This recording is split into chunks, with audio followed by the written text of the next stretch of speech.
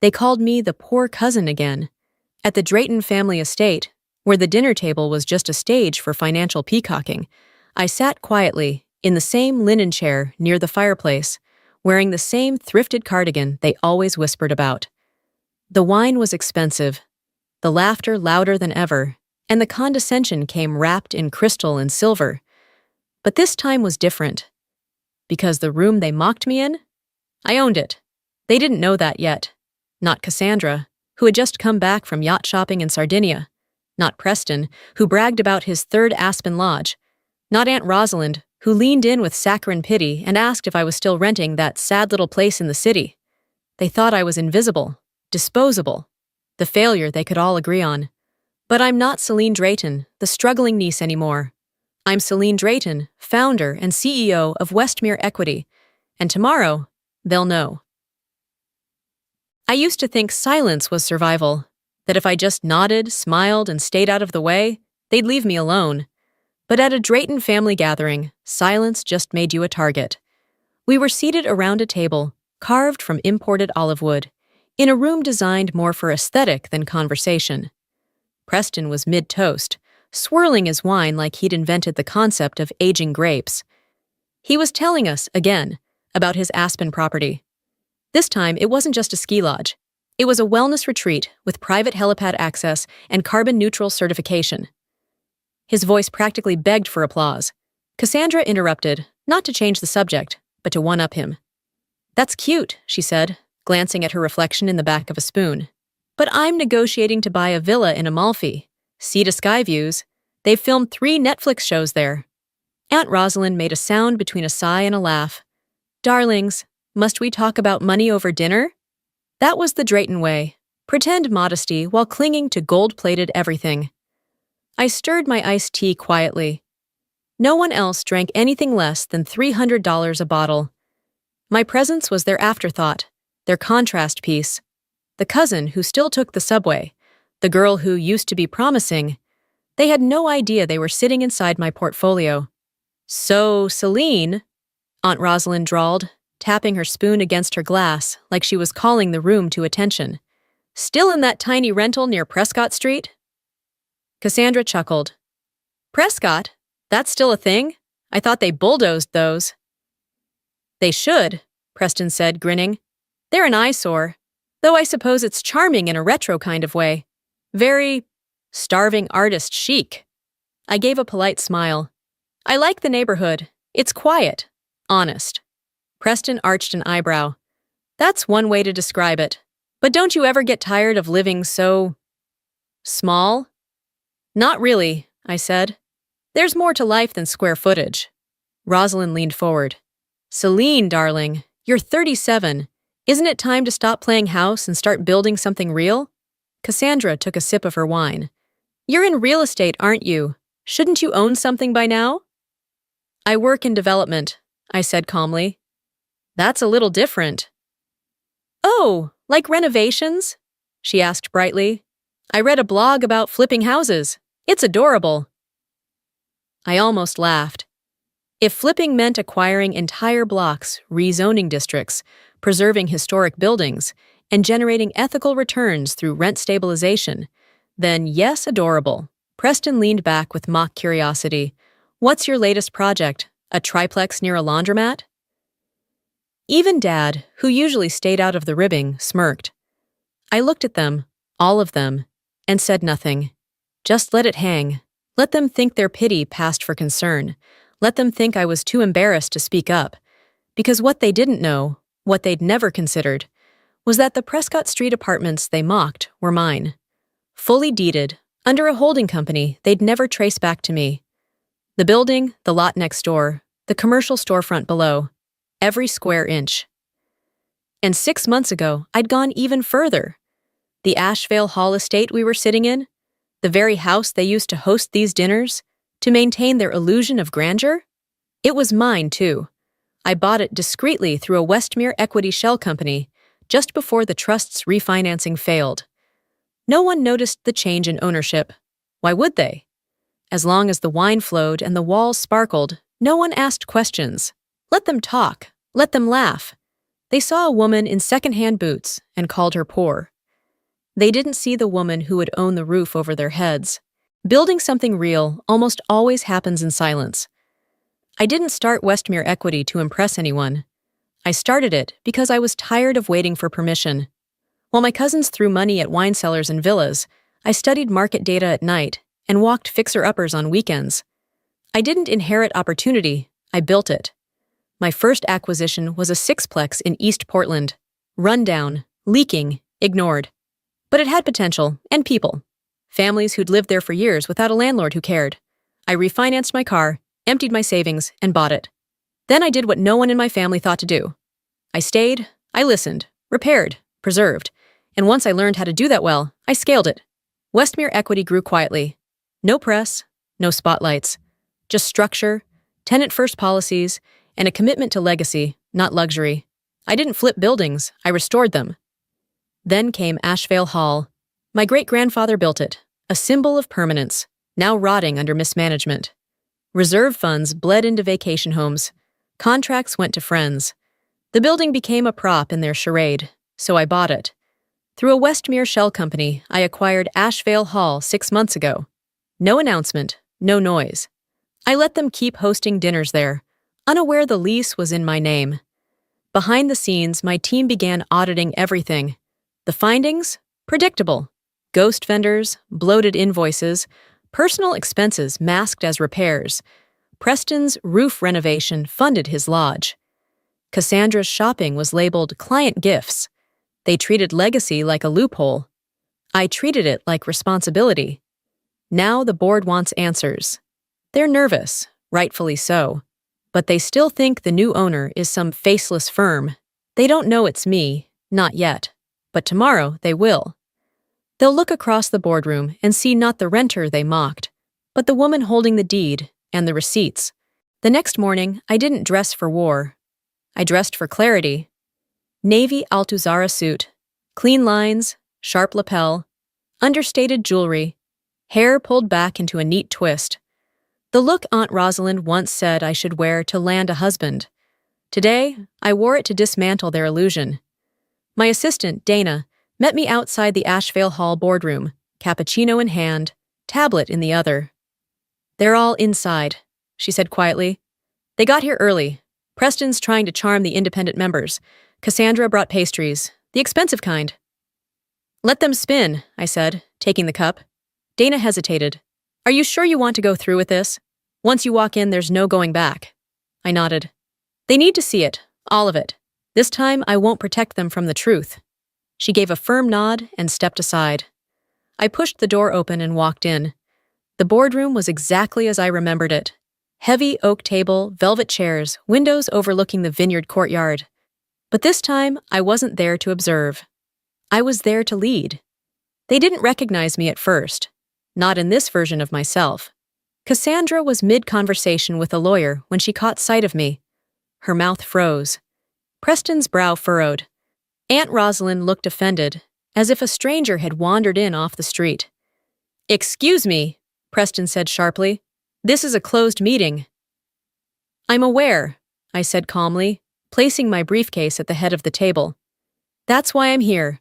I'm Celine Drayton, founder and CEO of Westmere Equity, parent company of Ashvale Hall." Silence dropped over the room like a curtain. Cassandra's eyes flicked to the door, then back to me. "You?" she whispered. "This is some kind of joke." Preston straightened. "You own Westmere? That's impossible. You rent, you sell apartments." "No," I said.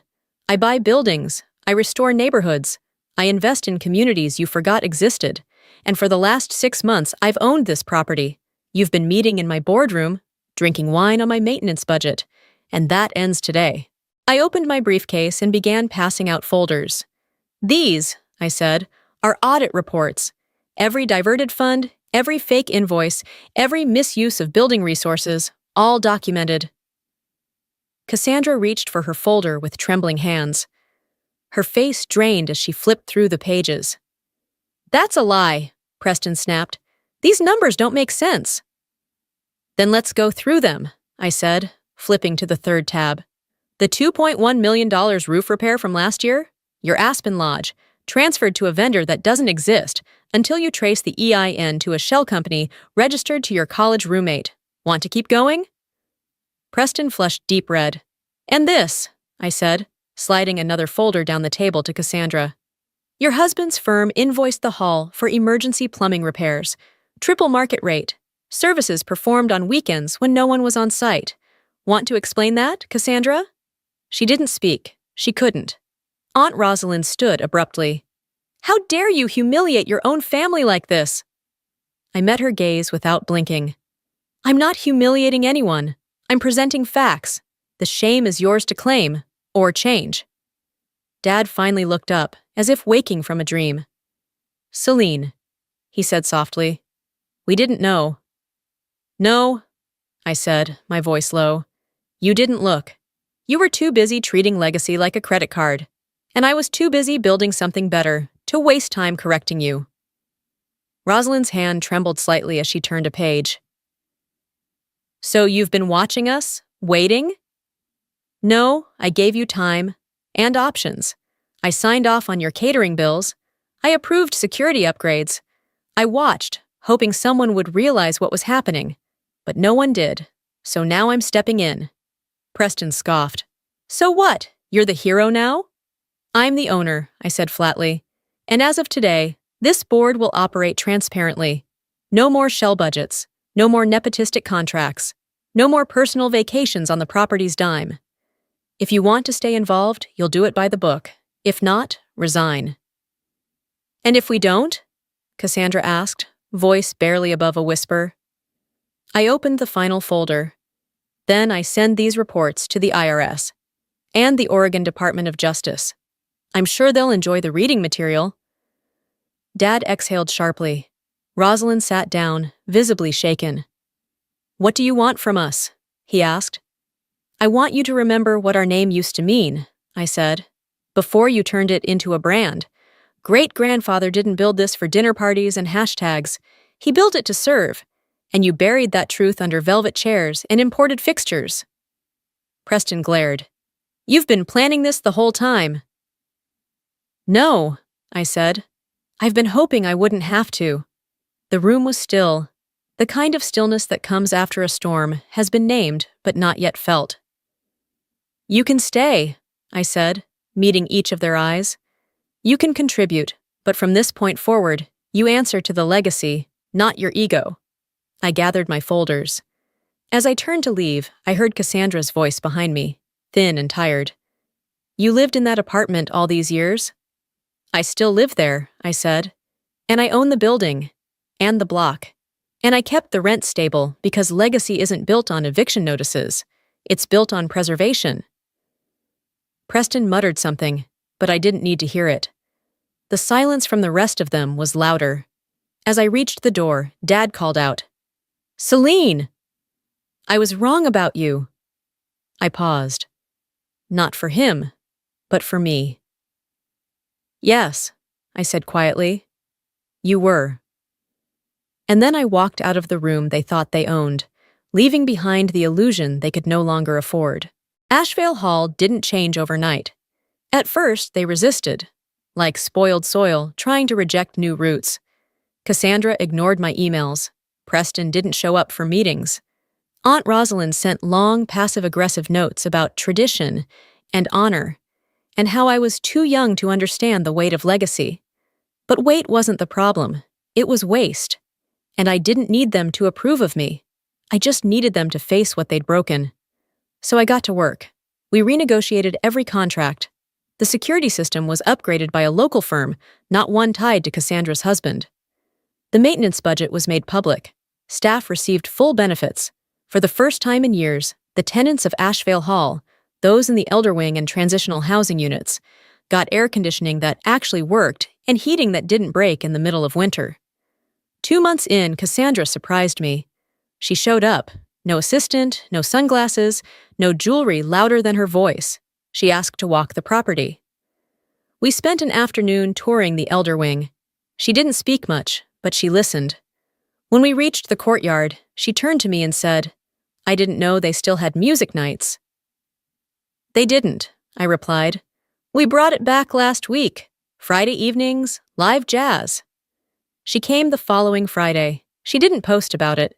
She just sat quietly next to Mrs. Langdon, who used to teach piano and now hums along to every tune with eyes closed. Cassandra began volunteering on Saturdays at a transitional housing center in East Portland. She still struggles with boundaries. She once tried to donate 6 vintage handbags. But she's trying. She's present. And for someone like her, that's not nothing. Preston took longer. It wasn't until I removed him from the discretionary spending committee that he requested a one-on-one meeting. He came in tight-lipped, arms crossed, fully expecting a power struggle. Instead, I gave him a spreadsheet. This is how your lodge was paid for, I told him. This is the cost of restoring what you took. He stared at it for a long time. And then he asked me for reading material. Not about wine cellars. About nonprofit housing trusts. We don't speak often, but I've noticed he started showing up on site. He once helped replant the community garden behind the East Wing. A tenant told me he even stayed late to repair a busted lock. And then there was my father, the man who once sat silently while they mocked me, who smirked instead of stepping in, who told me, gently, year after year, to let it go when they cut me out of family trusts or made me the punchline of their holiday dinners. One morning, he showed up outside my office. He didn't ask to talk. He just brought coffee and followed me inside like someone who didn't know where to begin. I want to understand, he said. So I let him. He started shadowing my team. No special titles, no authority. He just watched, took notes, asked questions when he didn't understand terms like LICH-TC compliance or rent roll stabilization. He read every audit report, every tenant satisfaction survey, every renovation invoice. He never apologized. But one night, I caught him running his fingers along the brick wall of the Alder Street building, the one they once laughed at. He stared at it like he was seeing it for the first time. Grandfather would have liked this, he said. I didn't answer. I didn't have to. Sometimes the apology is in the effort. In the hours spent rebuilding what should never have been broken. I kept the Prescott apartment, refinished the floors, repaired the balcony railing, installed new lighting in the stairwell. On Tuesday nights, I still take the same walk down Alder Street, past the bakery, past the old laundromat with its buzzing sign, past the families sitting on stoops with lemonade and folded laundry. It's not glamour, it's not prestige, but it's mine. And more importantly, it lasts. Sometimes the best kind of triumph doesn't roar. It endures. I never set out to humiliate my family. I didn't need to. They did that well enough on their own, clinging to titles, appearances, and paper-thin status. What I wanted was something that couldn't be taken away, something no insult, no eye roll, no exclusion from the holiday photo could ever touch. Purpose. If you've ever been underestimated, if you've ever walked into a room and felt smaller just because they decided you should be, then maybe you see a little of yourself in me. Maybe you've stayed quiet too long, not because you had nothing to say, but because you were too busy building something real. That's the thing about quiet work. It doesn't seek attention, but when it's done right, it demands respect. You don't need their approval to begin. You don't need a last name that opens doors or a voice loud enough to shake rooms. What you need is consistency, clarity, the kind of resolve that stays standing when the applause dies down. Let them laugh, let them doubt, and when the time comes, let them watch. Because the most unforgettable revenge isn't destruction, it's becoming everything they said you couldn't be, and more.